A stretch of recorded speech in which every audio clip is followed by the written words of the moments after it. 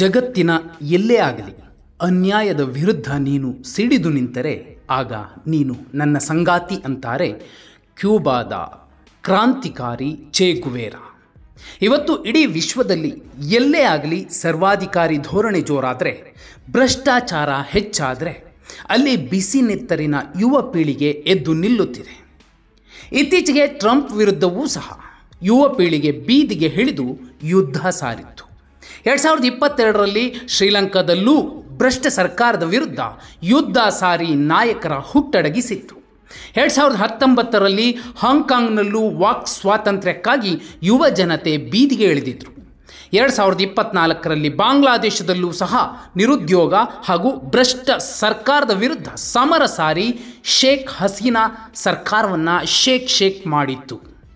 ಅನ್ಯಾಯ, ಭ್ರಷ್ಟಾಚಾರ, ಸರ್ವಾಧಿಕಾರಿ ಧೋರಣೆಗಳನ್ನು ಯಾರೇ ಯಾವುದೇ ದೇಶವೇ ಮಾಡಿದರೂ ಅಲ್ಲಿನ ಜೆನ್ ಝೆಡ್ ಪೀಳಿಗೆ ಕ್ರಾಂತಿಯ ಮೂಲಕ ಪಾಠ ಕಲಿಸುತ್ತಿದೆ. 1997ರಿಂದ 2012ರ ಮಧ್ಯೆ ಹುಟ್ಟಿದ ಮಂದಿಯನ್ನೇ ಜನರೇಷನ್ ಝೆಡ್ ಅಂತಾರೆ. ಅಂದರೆ ಅವರು ಝೆಡ್ ಪೀಳಿಗೆಯವರು ಅಂತ ಅರ್ಥ. ಇದೇ ಬಿಸಿ ನೆತ್ತರಿನ ಯುವ ಪೀಳಿಗೆ ಅಫ್ಘಾನಿಸ್ತಾನ, ಬಲೂಚಿಸ್ತಾನ, ಪಾಕಿಸ್ತಾನ, ಶ್ರೀಲಂಕಾ, ಬಾಂಗ್ಲಾದೇಶ, ನೇಪಾಳಗಳಲ್ಲೂ ಕೂಡ ಅಬ್ಬರಿಸಿರುವಂಥದ್ದು ತಾಜಾ ಸಾಕ್ಷಿ.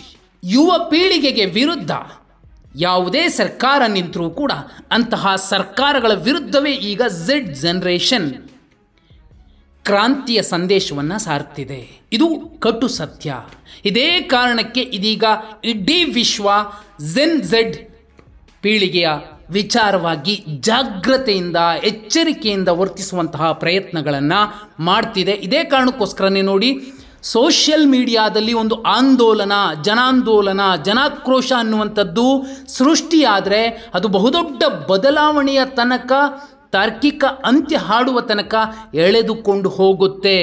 ಎಚ್ಚರಿಕೆಯಿಂದ ನಾಯಕರು ಎಲ್ಲವನ್ನೂ ಕೂಡ ನೋಡುತ್ತಾ ಹೋಗುವಂಥದ್ದು ಸದ್ಯದ ಸ್ಥಿತಿಗೆ ಒಂದು ಉತ್ತಮ ಪಾಠ ಆಗಿದೆ. ನೇಪಾಳದ ಯುವ ಪೀಳಿಗೆ ಕೂಡ ಅದನ್ನೇ ಇಡೀ ವಿಶ್ವಕ್ಕೆ ತೋರಿಸಿಕೊಟ್ಟಿರುವಂಥದ್ದು.